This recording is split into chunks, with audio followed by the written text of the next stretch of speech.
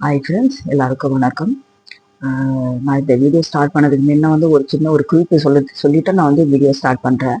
என்னென்னா வந்து இப்போ நம்ம வந்து ட்ரெயினில் ட்ராவல் பண்ணுவோம், பஸ்ஸில் ட்ராவல் பண்ணுவோம், மெட்ரோவில் ட்ராவல் பண்ணுவோம். இது 3 தான் முக்கியமான ஒரு உட்காந்து ஒரு 10 நிமிஷம் 15 நிமிஷம் அந்த மாதிரி ட்ராவல் பண்ணுறாப்புல இருக்கும் வேலைக்கு போகும்போது. அந்த சமயத்தில் வந்து ஒரு வயசானவங்க வராங்க, நம்ம முன்னாடி ஏறுறாங்க, ஒரு ஸ்டாப்பில் ஏறுறாங்க, இல்லை வந்து சின்ன சின்ன குழந்தை கை குழந்தைய வச்சுட்டு ஏறுறாங்க, இல்லை வந்து ஒரு ஃபேமிலியோட நான் சின்ன சின்ன குழந்தைய வச்சுட்டு அவங்க வந்து ஒரு ஊர்லேருந்து இன்னொரு ஊருக்கு போகிறதுக்கு வந்து அவங்க வந்து எல்லா லக்கேஜ் எல்லாம் எடுத்துகிட்டு வராங்க. அந்த நேரத்தில் வந்து நம்ம பாட்டுக்கு நம்ம உட்காந்துக்கிட்ட மொபைலை நோண்டிக்கிட்டே இருக்கக்கூடாது. அவங்களுக்காக நம்ம இடத்த அவங்களுக்கு வந்து கொடுத்துட்டு நம்ம நிற்கலாம். இது ஏன் சொல்றேன்னா வந்து இது வந்து நம்ம வந்து ஒரு ஹெல்ப் மட்டும் உதவி மட்டும் பண்றல. நம்ம இந்த இடத்துல வந்து நம்ம ஒரு மனிதாபமா இருக்கோம். நம்மளோட ஹியூமனிட்டியை காமிக்கிறோம் நம்ம அந்த இடத்துல. இது வந்து என்ன சொல்லுன்னு தெரியல. இன்னைக்கு நான் இது சனிக்கிழமை இந்த வீடியோ எடுத்துட்டு இருக்கேன். நான் காலையில இப்போ மெட்ரோல வந்துட்டு இருந்தேன்.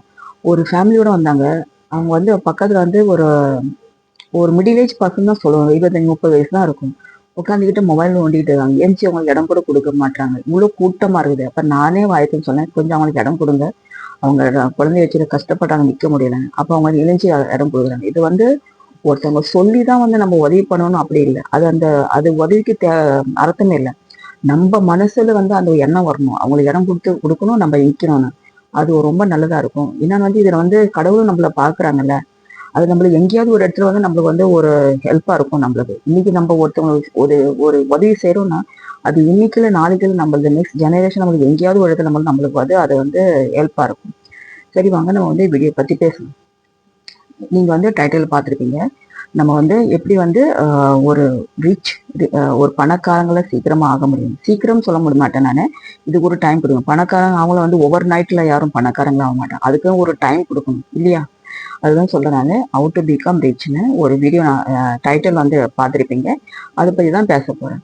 இதுல வந்து முக்கியமான விஷயம் என்னன்ற மாதிரி, நம்ம வந்து ஒரு பணக்காரங்கள் ஆகணும் வந்து நம்ம வந்து முதல்ல நம்ம ஒரு ப்ராப்பர் மைண்ட் செட்ல இருக்கணும்.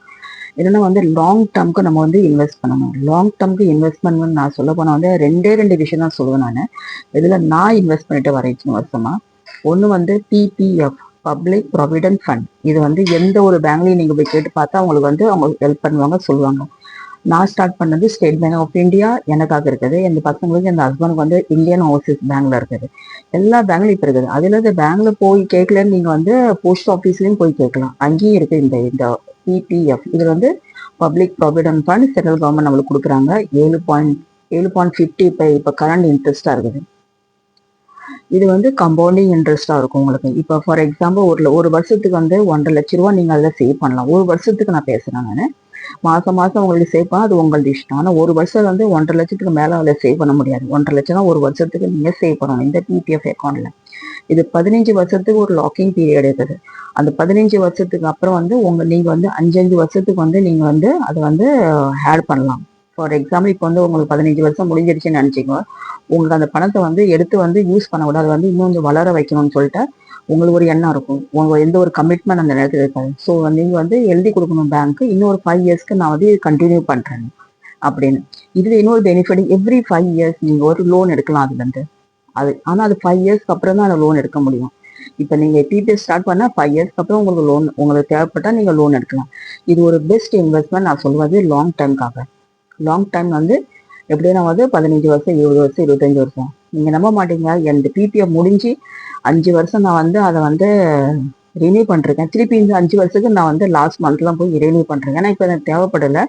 நான் வந்து அதை இன்னும் கொஞ்சம் வளர வைக்கணும். நம்ம அதுக்கு இன்னும் கை கால் தெம்பு இருக்குல்ல, இன்னும் நம்ம வேலை செய்யணும். அந்த பணத்தை எடுத்து நம்ம வந்து எதுக்கு அதுல ஒரு வட்டி எதுக்கு நான் வந்து தொலைக்கணும். அது கம்பவுண்டிங் இன்ட்ரெஸ்டா வளர்ந்துட்டு இருக்கும்னு நான் வந்து இன்னும் ஒரு 5 வருஷத்துக்கு நான் வந்து இது செகண்ட் டைம் நான் வந்து ஆட் பண்ணிட்டு வந்திருக்கேன். ஸோ இதுக்குதான் நான் சொல்றேன். அந்த ஆட் பண்ணும்போது நான் நினைச்சேன் வந்து இதுக்கு ஒரு வீடியோ போடணும்னு நினைச்சிட்டேன். ஆனா எனக்கு டைம் கிடைக்கல ஒரு பக்கம். இன்னொரு பக்கம் வந்து என்னது, அது வந்து ப்ராப்பரா எக்ஸ்பிளைன் பண்ணா வந்து மக்களுக்கு போய் நல்லா புரிய வரும், நம்ம மக்களுக்கு எல்லாம் போய் சேரும் இந்த ஒரு டாபிக்னு. அதுக்கு நான் வந்து கொஞ்சம் டைம் எடுத்துக்கிட்டேன். அது இன்னைக்கு நினைச்சு சரி நீங்க நம்ம வந்து இந்த வீடியோ போட்டுடலான்னு நீங்க அந்த டாபிக் எடுத்து நான் ஒரு கண்டென்ட் கிரியேட் பண்ணி நான் வீடியோ போடுறேன். ஸோ இந்த பிபிஎஃப் வந்து இது ரொம்ப யூஸ்ஃபுல்லு. இது வந்து நீங்க உங்க குழந்தைகளுக்கும் நீங்க வந்து ஜாயின் பண்ணிக்கலாம். இல்லை வேலைக்கு போறாங்க பாரு, கிராஜுவேஷன் முடிச்சு வேலைக்கு போறாங்க, இப்போருந்து ஸ்டார்ட் பண்ணா ரொம்ப நல்லது.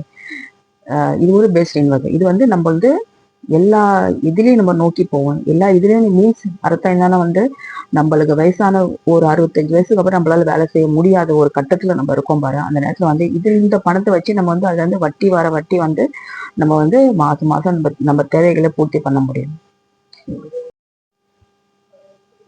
இன்னொன்னு என்ன சொல்ல வரேன்னா வந்து எஸ்ஐபி, சிஸ்டமேட்டிக் இன்வெஸ்ட்மெண்ட் பிளான், இது ஒரு மியூச்சுவல் ஃபண்ட். இது நீங்க பாப்பீங்க சமீப காலத்துல வந்து நிறைய பேர் மியூச்சுவல் ஃபண்ட் பத்தி தான் பேசுறாங்க.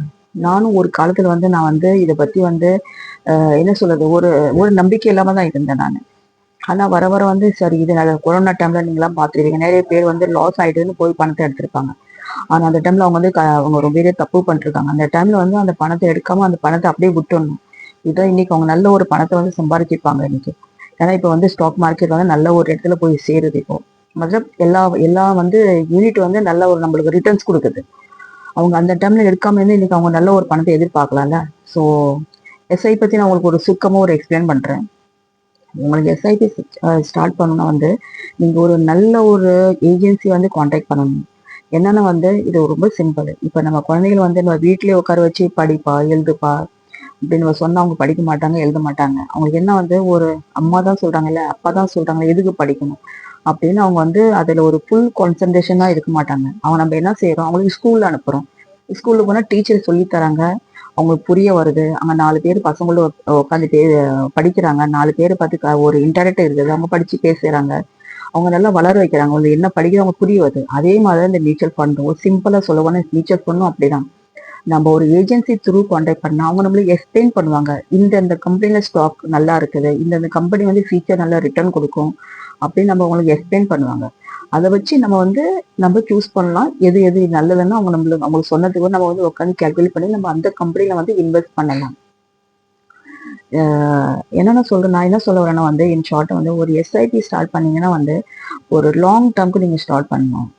எஸ்ஐபினா வந்து லாங் டேர்ம், லைக் பிபிஎஃப் எப்படி 15 வருஷம் லாக்கிங் பீரியட் இருக்குதுன்னு அதே மாதிரி தான் வந்து இந்த எஸ்ஐபி லாங் டேர்ம்க்கு நீங்க ஸ்டார்ட் பண்ணணும். அது மாசம் மாசம் வந்து டிசிப்ளினா ஒரு அமௌண்ட் அதில் வந்து நீங்க போட்டுட்டு வரணும் 15 வருஷத்துக்கு. 15 வருஷத்துக்கு அப்புறமா உங்களுக்கு வந்து ஒரு நல்ல ஒரு ரிட்டர்ன் அமௌண்ட் உங்களுக்கு கிடைக்கும். அந்த அமௌண்ட் வந்து அப்ப நீங்க எடுக்கக்கூடாது. அந்த அமௌண்ட் வந்து 10 வருஷத்துக்கு பேசாம விட்டுடணும். அதை தொடவே கூடாது அந்த பணத்தை. 10 வருஷத்துக்கு அப்புறம் நீங்க என்ன பண்றீங்க, 15 வருஷத்துக்கு இன்வெஸ்ட் பண்றீங்க, 10 வருஷத்துக்கு அதுல நீங்க தொடவே இல்லை. அதுக்கப்புறம் எவ்வளவு ஆச்சு, 15 + 10 25 வருஷம் ஆச்சு. 25 வருஷத்துக்கு அப்புறம் வந்து நீங்க நம்ப மாட்டீங்க, மாசம் மாசம் உங்களுக்கு ஒரு பென்ஷன் மாதிரி ஒரு அமௌண்ட் வரும். அதெல்லாம் depends on how you invest your money regularly. நீங்க எவ்வளவு நீங்க வந்து மாசம் மாசம் நீங்க இன்வெஸ்ட் பண்றீங்க அதை பொறுத்து தான் வந்து அதுல வந்து ஒரு நல்ல ஒரு ரிட்டர்ன்ஸ் நீங்க வந்து 25 வருஷத்துக்கு அப்புறம் நீங்க மாசம் மாசம் ஒரு அமௌண்ட் நீங்க எதிர்பார்க்க முடியும். இதுக்கு வந்து என்ன சொல்றாங்க வந்து SIP come SWP, systematic withdrawal plan. SIP நீங்க முதல்ல ஸ்டார்ட் பண்ணிருக்கீங்க, 15 வருஷம் நீங்க கட்டிருக்கீங்க, 15 வருஷத்துக்கு அப்புறம் 10 வருஷம் நீங்க கேப் விட்டுருக்கீங்க, 10 வருஷம் இந்த பணத்தை வளர வச்சிருக்கீங்க, 10 வருஷத்துக்கு வந்து அது சொல்றாங்க எஸ்டபிள்யூபி, சிஸ்டமேட்டிக் வித்ட்ராவல் பிளான். உங்களுக்கு மாசம் மாசம் ஒரு அமௌண்ட் வரும். அந்த மாசம் மாசம் அமௌண்ட் நம்மளுக்கு வருது பாரு, அதோட அது ஸ்டாப் ஆகல. நம்மளுக்கு பிறகு நம்ம இந்த உலகத்தை விட்டு பிரிஞ்சு போறதுக்கு அப்புறம் நம்மளுடைய சந்ததிகள் இருக்காங்க பாரு, நம்ம குழந்தைகளோ, நம்ம ஹஸ்பண்டோ, ஒய்ஃபோ, நம்ம ரத்த சொந்தங்கள். ரத்த சொந்தத்தை பத்தி நான் பேசுறேன் நானு, வேற யாரை பத்தி நான் பேசுறேன். நம்ம ரத்த சொந்தத்துங்கிறது அது அவங்களுக்கு ஒரு அமௌண்ட் போய் சேரும். எப்ப நம்மளுக்கு பின்பாடு அதுல ஒரு அமௌண்ட் வந்து அவங்களுக்கு போய் சேரும். அப்படின்னா நீங்க எவ்வளவு நல்ல காரியம் பண்ணிருக்கீங்க.